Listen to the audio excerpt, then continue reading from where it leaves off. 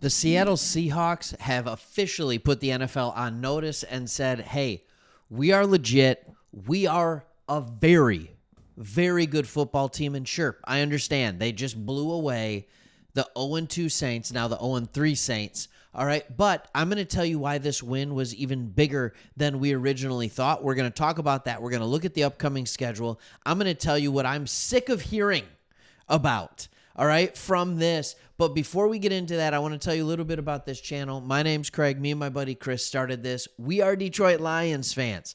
But we love the NFL, especially teams that the national media ignores. So if that's something you like, we do a ton of Seahawks videos on here. Make sure you hit that subscribe button. But before we get into all these great things in this video, I got something for you. All right, let's take a minute and talk about Factor meals. They are stepping up to the plate. I've never been a huge microwave meal guy, but they knocked it out of the park. My favorite meal of theirs is the chicken Florentine. I just had it for dinner, and I think dinner tonight was exactly why Factor works so well for so many people. Look, I'm not that old. I have 2 kids. I have a wife. I have a job and a half because I have this channel as well. It is not always easy, on top of all that, to think about how can I cook a good, healthy meal. Sometimes you just need something that's available to eat, and that's where Factor has you covered. 2 minutes in the microwave. See ya. Done. I had a yummy meal. I know it wasn't bad for me, and I hit all my nutritional goals. It's perfect. And Factor's stepping up to the plate. They have 3 times more weekly meals now, 2 times more seafood meals, 2 times more protein meals. It's its healthiest menu yet. You got to love it. So if I'm you, I'm doing this. Head over to factor75.com or click the link below and use code STEXTRAFB50 to get 50% off plus free breakfast for 1 year. Again, that's code STEXTRAFB50 at factor75.com to get 50% off plus free breakfast for 1 year. The food is great and free breakfast for a year. What a great deal. Make sure you check it out. All right, now that we're back, just so you know, yummy, yummy. With all of that being said, I want to absolutely talk more about this football game. And the one name that I want to say that I need to say be quiet to everyone. And you have to understand, I watched this guy play a ton in the NFC North last year. And this is becoming more and more and more of a theme. Can you get the right guy in the right system with the right coach, and then he can be successful? And Sam Darnold, the question wasn't, can he play quarterback? He proved that he could play quarterback with the Vikings. The question is, can he play quarterback for Seattle? And the answer so far has been a resounding yes, he can. He had what might have been a perfect quarterback rating in this game.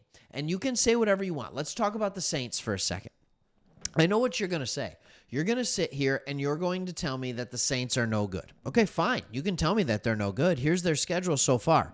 They are playing what were 2-2-0 teams, where they lost to Arizona 20-13 and they lost to San Francisco 26-21.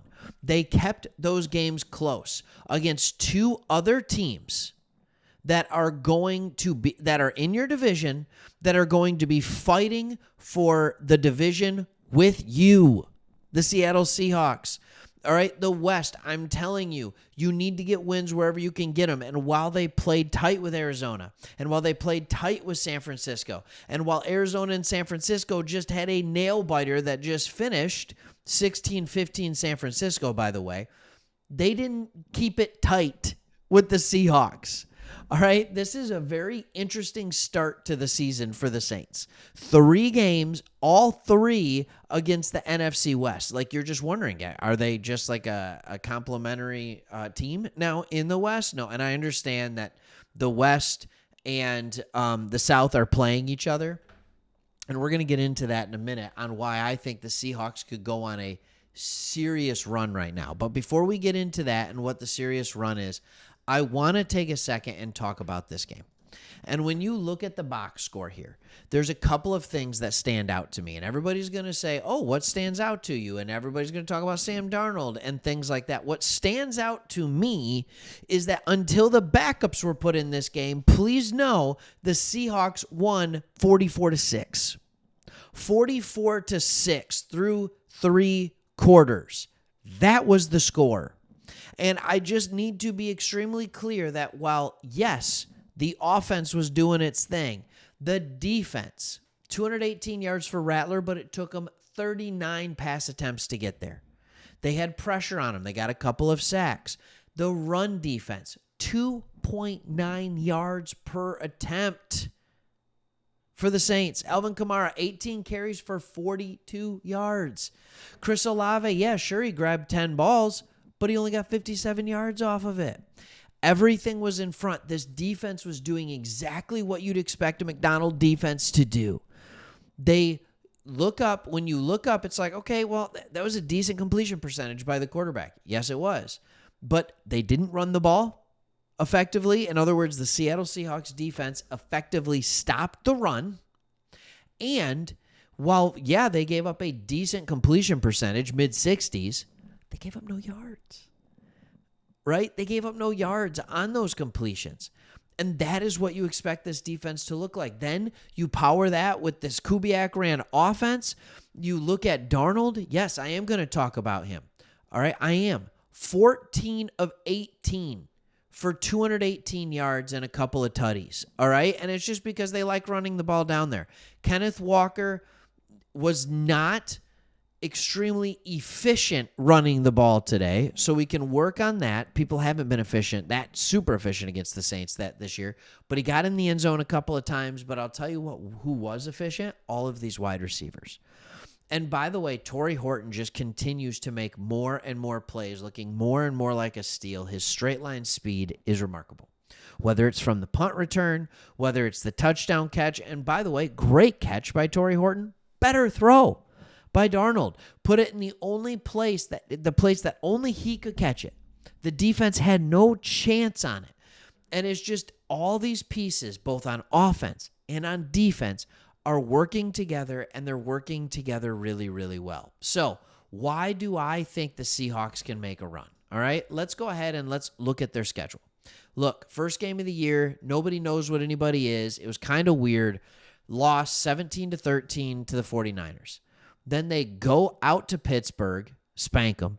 Play New Orleans, spank them. All right, I think they are a significantly better team than Arizona. Who knows what's happening with Mike Evans' hamstring? And by the way, Tampa almost lost to the Jets today. As soon as Mike Evans' hamstring went down, then he got hurt. That offense stopped. Jacksonville, Houston, right? Neither of those teams. Jacksonville's 2-1. Houston is 0-3. Like, these are all winnable games, right? And then what you look at is this realization that you have the two outside opponents. And I understand that everybody in the NFC West has this, but you have scheduled against, you've got the AFC South and the NFC South. Like, those are the divisions that you want to be playing. And so, yes, there's going to be a number of games where you get to play the opponent that you want to play. So there's so many winnable games on this schedule. As I look through it, the only games that I look at and say, oh my goodness, are those tough, are division games and Washington. That's it, right? Like, every one of those other games are winnable games, non-division games, right? That you can absolutely, Carolina, right? Indy, but it's home. Yeah, you have to go to Atlanta. No big deal. You're home against Minnesota, Tennessee. Washington's the tough one, but then you have Houston, Jacksonville, Tampa Bay's tough, but it's at home. Look, your toughest games remaining are road games in the division. That's what you want when you look at a schedule. Super excited about the Seahawks and just what they could possibly do. All right, thanks again for watching. We'll see you on the next one.